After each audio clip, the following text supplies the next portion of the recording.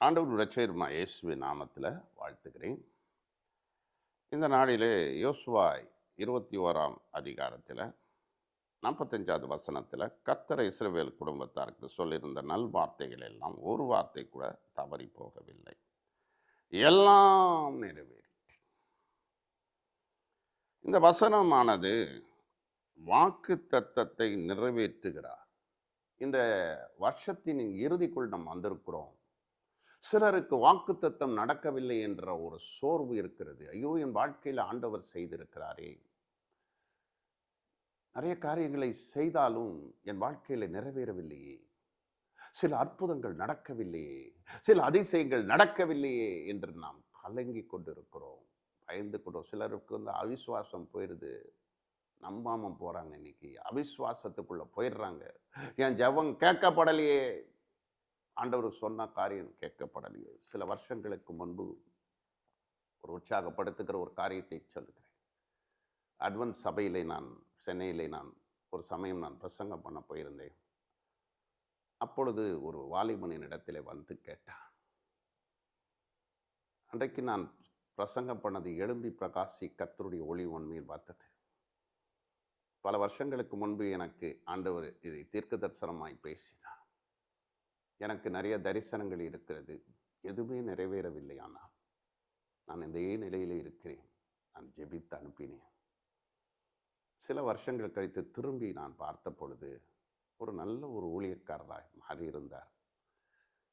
நிறைய ஜெபக்குழுவை வைத்திருக்கிற ஒரு ஊழியர் பிரதிஷ்டைக்கு நான் வந்திருந்த பொழுது அந்த பிரதர் ஒரு பாஸ்டராக இருந்தார். நல்ல ஊழியம் செய்கிறேன். இப்பொழுது ஆண்டவர் சொன்னதெல்லாம் நிறைவேற்றினார். கண்டிப்பாக ஆண்டவர் நிறைவேற்றுவார். ஒரு வார்த்தை கூட தவறி போகாது. தவறி போகவில்லை என்றால் மிஸ்ஸே ஆகாது. எந்த ஒரு வார்த்தையும் ஆண்டவர் சொல்றதெல்லாம் ஞாபகத்தில் வச்சிருப்பார். கரெக்டாக ஞாபகத்தில் வச்சிருப்பார். அவர் சொல்றது எல்லாமே கன்ஃபார்மான வார்த்தைகள், உண்மையான வார்த்தைகள், மெய்யான வார்த்தைகள். அது தீர்க்க தரிசனமான வார்த்தைகள். வசனம் தான் தீர்க்க தரிசனம். 1 சாமுவேல் 3ஆம் அதிகாரத்திலே 19வது வசனத்திலே சொல்லுகிறார், அவர் தம்முடைய எல்லா வார்த்தைகளிலும் ஒன்றையாயிலும் தரையில் விழவில்லை. ஒரு வார்த்தை கூட தரையில விழல. தரங்கிறது அது ரீச் ஆகாத ஒன்று, நிறைவேறாத ஒன்று. ஆண்டவருடைய வார்த்தை தரையில விழுமா அப்படின்னு நீங்க கேட்கலாம். விழாது. யாருக்கு? ஆண்டவருடைய பிள்ளைகளுக்கு விழாது. சிலர் சொல்லுவாங்க, வசனம் அப்படியே ஃப்ளோரில் விழுந்து கிடக்குதியா, மக்கள்கிட்ட போகலை. சிலர் வசனத்தை ஏற்றுக்க மாட்டாங்க, வாக்குத்தத்தத்தை பார்க்க மாட்டாங்க, வாக்குத்தத்த செய்தி கேட்க மாட்டாங்க, வாக்குத்தத்தத்தை நம்ப மாட்டாங்க, வாக்குத்தத்தத்தை அசட்டை பண்ணுறவங்க உண்டு. அவங்களுக்கெல்லாம் ஒன்றுமே நடக்காது, நிறைவேறாது.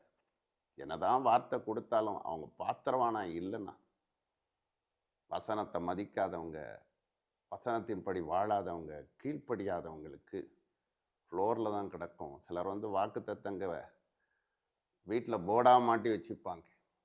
போர்டு தான் இருக்குமே ஒழிய வசனத்தை நேரம் ஆனால் வாழ்க்கையில் நிறைவேறவே நிறைவேற. புரிஞ்சுக்குவோம், நம்ம விசுவாசிக்கணும். நம்பினவங்களுக்கு தான் சாமுவேல் தீர்க்கதரிசி தேவ சத்தத்துக்கு கீழ்ப்படிச்சார். ஒரு வார்த்தை கூட தரையில் உள்ள எல்லாம் நிறைவேறிச்சு.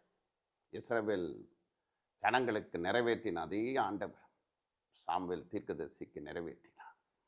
இன்றைக்கு நமக்கும் நிறைவேற்றுவார். ஆனால் ஒரு காரியம் சொல்லுகிறேன்.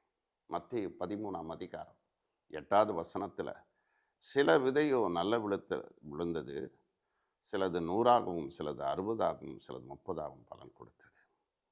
இந்த இடத்துல விதைக்கிறதை குறித்து இயேசு ஒரு காரியத்தை பேசுகிறார், ஒரு உவமையாக பேசுகிறார்.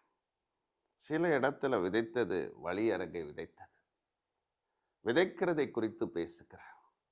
விதை என்பது ஒரு விசுவாசத்தை குறிக்கிறது. இந்த சில விசுவாசத்தின் அளவுகளை குறித்து பேசுகிறார். ஒன்று வழி அருகே, ஒன்று கற்பாறை, ஒன்று முள்ளில். இது எதுவுமே பலன் கொடுக்கவில்லை. நல்ல நிலத்தில் விதைக்கப்பட்டது மட்டும்தான் பலன் கொடுத்தது. ஆண்டவருடைய வாக்குத்தத்தம் பலன் கொடுக்கும். பாத்திரவானா நம்ம இருந்தால் தான் நல்ல நிலமா இருக்கணும். நம்ம ரட்சிக்கப்பட்ட பிள்ளைகளா இருக்கணும், விசுவாசிக்கிறவங்களா இருக்கணும், அதை அதை ரிசீவ் பண்ணுறவங்களா இருக்கணும், அதை ஏற்றுக்கொள்கிறவங்களா இருக்கணும். அப்போ உங்களுக்கு கண்டிப்பாக பலன் கொடுப்பார், பலனை அளிப்பார். சாதாரணமாக இல்லை, 30, 100 இன்னும் பலன் கொடுப்பார். 60, 30, 100ன்னு பலன் கொடுப்பார். பலன் வந்துக்கிட்டே இருக்கு. அதுதான் ரட்சிக்கப்பட்ட பிள்ளைகளுக்கு ஒரு அடையாளம். நல்ல நிலமா இருக்கணும். நிறைய நேரங்களில் நான் ஊழியம் செய்கிற சில இடங்களில் ஆண்டவர் தரிசனம் கொடுப்பார். சில இடத்துலலாம் நான் போய் பல இடங்களில் ஊழியம் செய்வது உண்டு. பவர் மினிஸ்ட்ரி, அக்கினி முகாம். இப்போ ஆண்டவர் சொல்வார், நல்ல நிலத்தில் உள்ள சபைக்கு மட்டும் நீ போய் ஊழியம் பண்ணு. என்னை அவமதிக்கிறவங்க, என் வசனத்தை அவமதிக்கிறவங்க, என் வல்லமையை அவமதிக்கிறவங்க, உன்னை ஏமாத்துகிற கூட்டத்துக்கு போகவே போகாது. உண்மையில்லாதவங்கள்ட்ட நீ போகாதுன்னு சொல்வார்.